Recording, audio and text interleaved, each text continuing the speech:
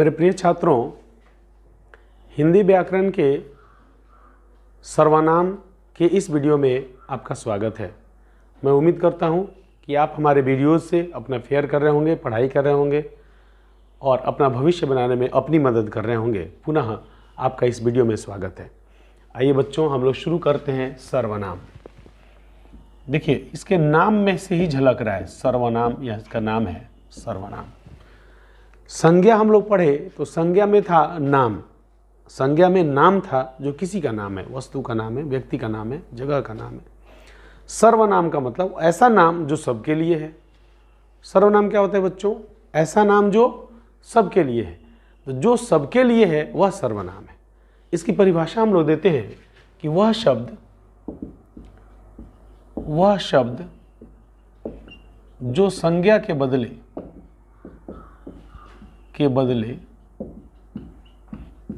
प्रयोग किया जाता है, संज्ञा के बदले प्रयोग किया जाता है, उसे सर्वनाम कहते हैं। ठीक है बच्चों, यह संज्ञा के बदले प्रयोग किए जाने वाले शब्द को सर्वनाम कहते हैं। इस तरह हम लोग परिभाषा याद करते हैं, जैसे वह, मैं, तुम इत्यादि। अब देखिए, सर्वनाम से फायदा क्या होता है आपको बताते हैं। जैसे आपने कहा राम एक लड़का है, राम एक लड़का है। वह पढ़ने में तेज है, वह पढ़ने में तेज है, तेज है। वह बहुत मेहनती है,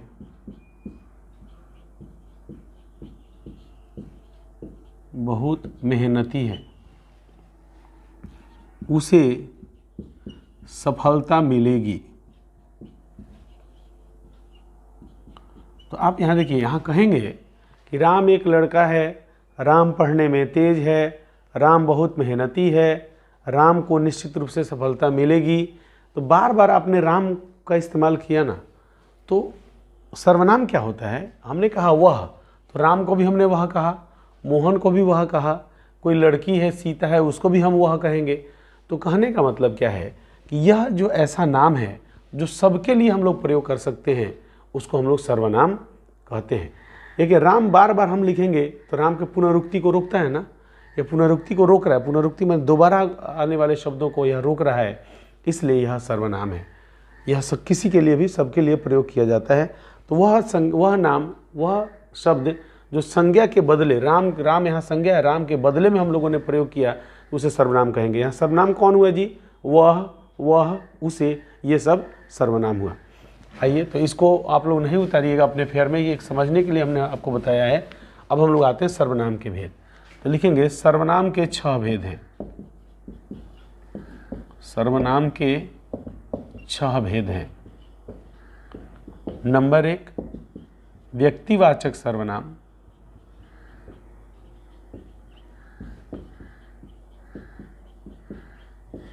नंबर 2, व्यक्तिवाचक नहीं ना, पुरुषवाचक सर्वनाम।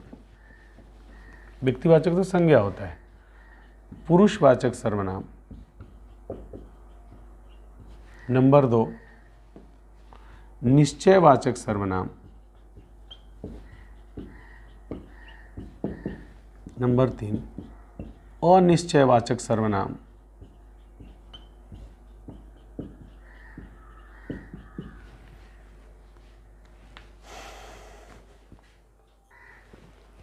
संबंधवाचक सर्वनाम।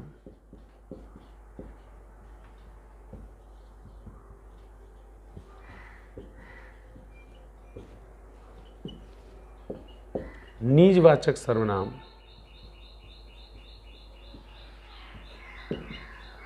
छठा है प्रश्नवाचक सर्वनाम। चलिए बच्चों, आप लोग वीडियो को पॉज कीजिए और इतना उतार लीजिए और एक एक करके सभी सर्वनामों की परिभाषा हम आपको बताने जा रहे हैं। सर्वनाम के बारे में बच्चों सबसे पहले यह जानना जरूरी है कि सर्वनाम जो होता है कुल 11 होते हैं। एक हाईलाइट करके लिख लीजिए, कुल कुल 11 मूल सर्वनाम होते हैं, मूल सर्वनाम होते हैं। इन्हीं मूल सर्वनामों से सारे सर्वनाम बनाए गए हैं। आइए हम बताते हैं वो मूल सर्वनाम कौन कौन है। तो ये बोर्ड पर जो लिखे हुए सर्वनाम हैं ये ही मूल 11 सर्वनाम होते हैं। बाकी जितने भी सर्वनाम हैं सबकी उत्पत्ति इन्हीं 11 सर्वनामों से होती है। वे कौन कौन है जी? मैं, तू, आप, यह, वह, जो, सो, कोई, क्या, कुछ और कौन। इन्हीं 11 सर्वनामों से सारे सर्वनामों की उत्पत्ति होती है। आइए अब सर्वनाम के भेद में से पहला सर्वनाम हम लोग लेते हैं पुरुषवाचक सर्वनाम।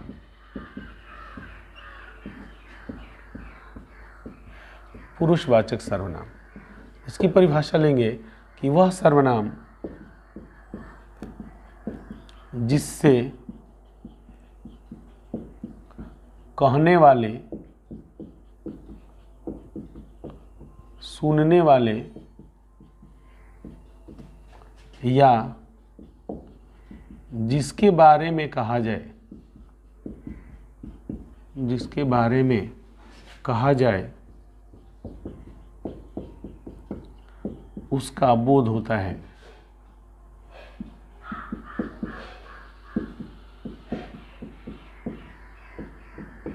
तो उसे पुरुषवाचक सर्वनाम कहते हैं।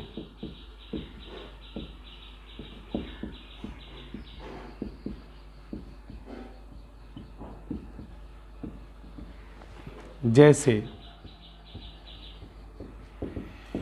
मैं, मैंने, हमारा, तुम्हारा इत्यादि। यहाँ ध्यान देने योग्य बात है बच्चों कि पुरुषवाचक सर्वनाम के 3 भेद होते हैं। पुरुषवाचक सर्वनाम के 3 भेद हैं। इसका भेद का मतलब क्या हुआ जी? कि जितने भी पुरुषवाचक सर्वनाम हैं उनको 3 वर्गों में बांट दिया गया है। नंबर 1 है उत्तम पुरुष,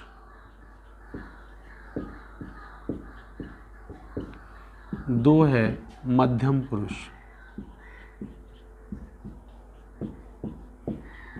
और तीसरा है बच्चों अन्य पुरुष।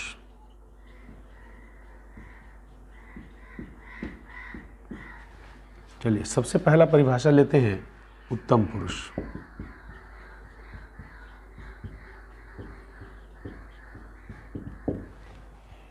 लिखेंगे वे सर्वनाम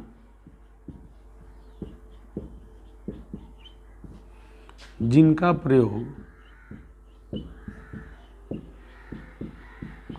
वक्ता स्वयं के लिए करता है,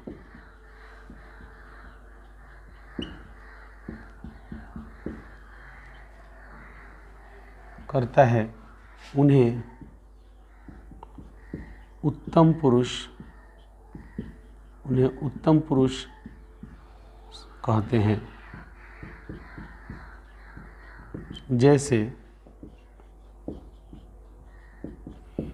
मैं, मेरा, हमारा, हमारी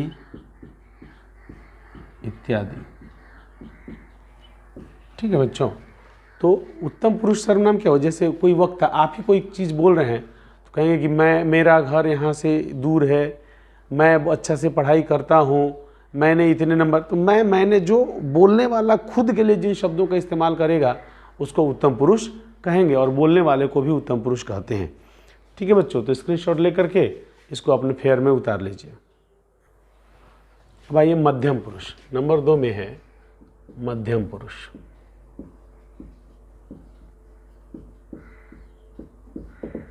मध्यम पुरुष क्या है? वे सर्वनाम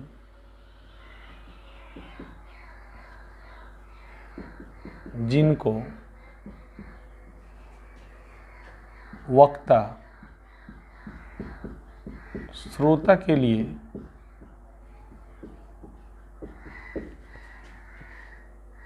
प्रयोग करता है।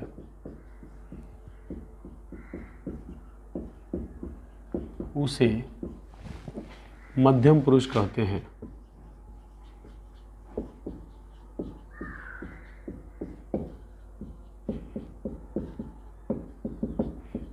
जैसे तू, तुम्हारा, आप, आपको इत्यादि। नंबर 3 है अन्य पुरुष। अन्य पुरुष से तो नाम से ही समझ में आ रहा है बच्चों, प्रथम पुरुष और मध्यम पुरुष के अलावा माने उत्तम पुरुष और मध्यम पुरुष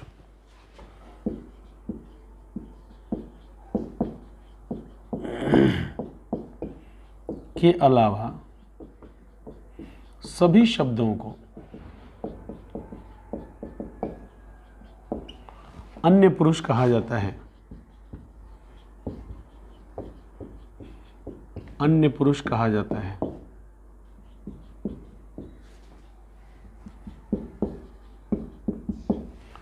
वक्ता इन शब्दों का प्रयोग अन्य के लिए करता है।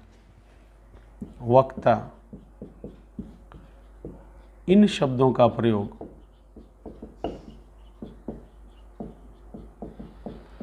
स्वयं एवं श्रोता को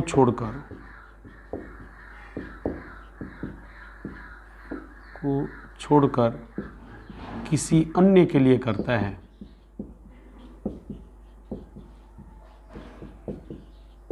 जैसे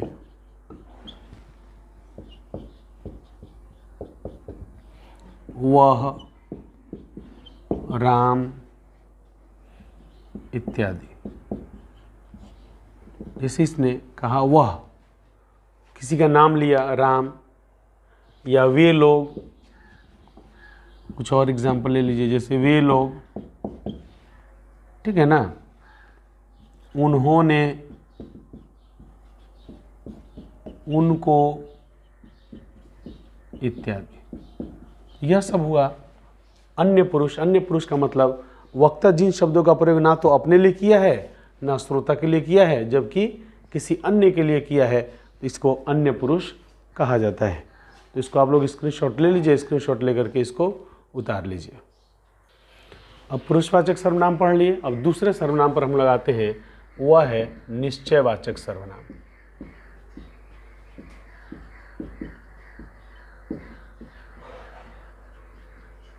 निश्चयवाचक सर्वनाम लिखेंगे, वह सर्वनाम जिससे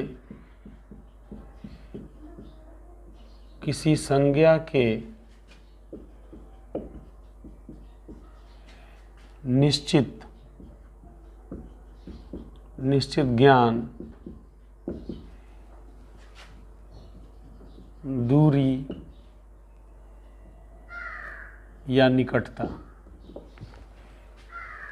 जिससे किसी संज्ञा के निश्चित ज्ञान, दूरी या निकटता,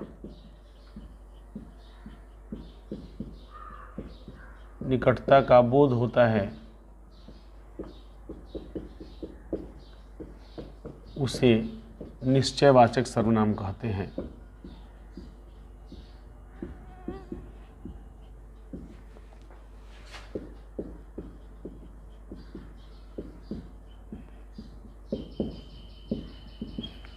जैसे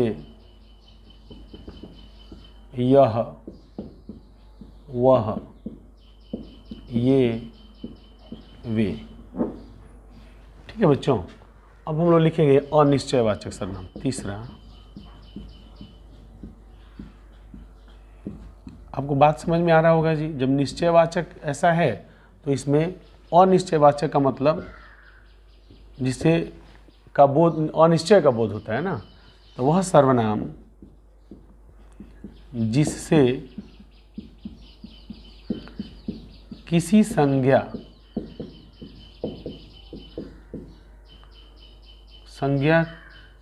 क्या लिखे, वह सर्वनाम जिससे किसी संज्ञा के, यहाँ के छूट गया है, किसी संज्ञा के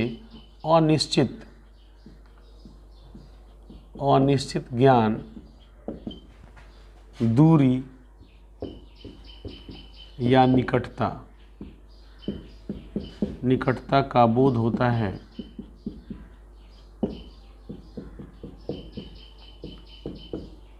उसे अनिश्चयवाचक सर्वनाम कहते हैं।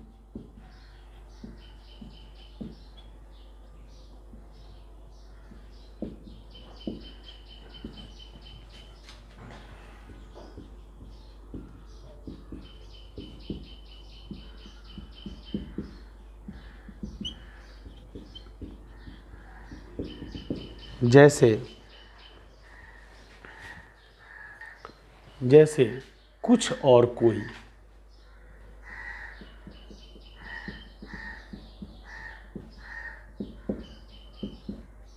ठीक है बच्चों, आपने किसी को कहा कि मुझे कुछ चावल दे दो, तो यह निश्चित नहीं ना हुआ कि कितना चावल दे दे, 1 किलो दे दे, 2 किलो दे दे, एक पसेरी कितना दे दें।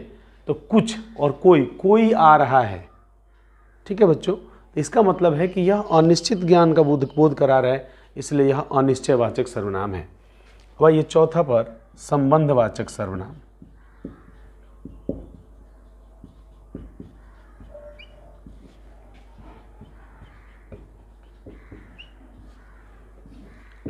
संबंधवाचक सर्वनाम की परिभाषा हम लोग अब लिखते हैं।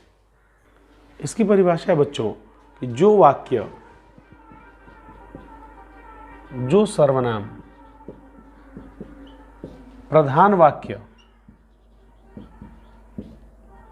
वाक्य तथा आश्रित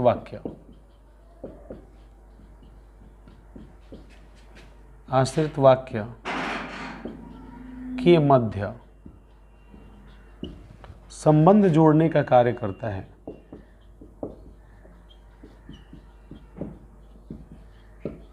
संबंध जोड़ने का कार्य उसे संबंधवाचक सर्वनाम कहते हैं।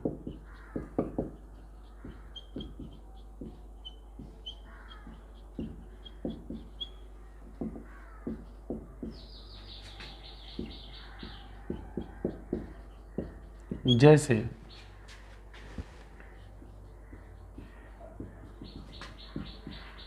जो ... सो, जैसी ... वैसी। इसका मतलब क्या हुआ कि जो बोएगा, जो जैसा करेगा सो वैसा पाएगा, जो सो। चलिए इसको और हम लोग और देखते हैं। देखिए बच्चों, संबंधवाचक सर्वनाम में जो सोएगा सो खोएगा, जैसी करनी वैसी भरनी, जिसकी लाठी उसकी भैंस। तो यह जो सर्वनाम है, यह दो वाक्यों को आपस में जोड़ते हैं, एक प्रधान वाक्य और एक आश्रित वाक्य।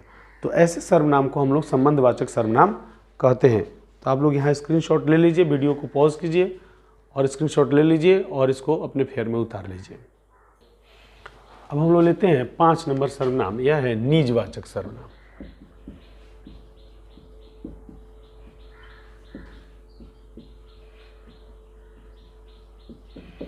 वह सर्वनाम जिससे स्वयं का बोध होता है, स्वयं खुद, निज, स्वयं का बोध होता है,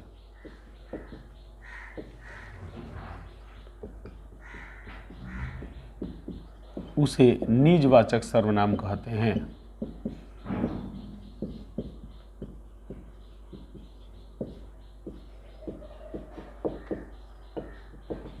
जैसे आप, स्वयं, खुद आदि। जैसे मैं स्वयं खा लूँगा, तो इससे निज का बोध हुआ। मैं आप ही चला जाऊँगा, आप से स्वयं का। मैं खुद अपना काम कर सकता हूँ, तो स्वयं का बोध हो रहा है जिन सर्वनाम से, उसको हम लोग निजवाचक सर्वनाम कहते हैं। छठा, प्रश्नवाचक सर्वनाम।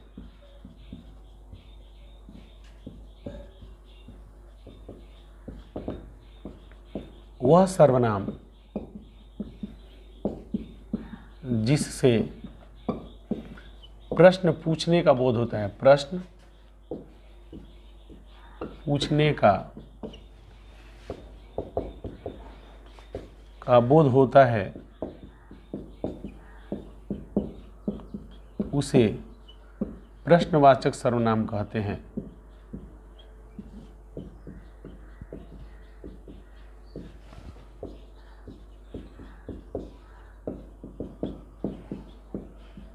जैसे कौन,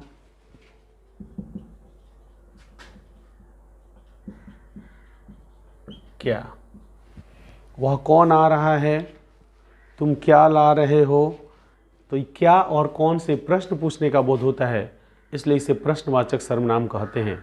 आप लोग यहाँ वीडियो को पॉज कीजिए और इसको उतार लीजिए। ठीक है बच्चों, तो इस तरह आपका सर्वनाम का टॉपिक समाप्त होता है। और आप लोग हमारे वीडियोस को बहुत ध्यानपूर्वक देख रहे हैं, आप लोग हमारे चैनल को सब्सक्राइब कर रहे हैं और भी लोगों से सब्सक्राइब करा रहे हैं। आप चाहे अपना ट्यूशन कोचिंग कहीं भी कीजिए, परंतु इन वीडियोस को यदि आप देखते हैं तो आपकी पढ़ाई में ज़रूर निखार आएगा। आप क्या कीजिए बच्चों, अपने टीचर से पढ़ाई कीजिए, फेयर कीजिए और उसको आप रिवीजन करते रहिए। यदि आप इतना करते हैं तो आप ट्यूशन कोचिंग करते हुए भी बहुत बढ़िया अपने पढ़ाई को निखार सकते हैं। आप हमारे चैनल को देख रहे हैं, वीडियोज़ को देखें, सर्वनाम को पढ़ाई किए, इसके लिए आपको बहुत बहुत धन्यवाद।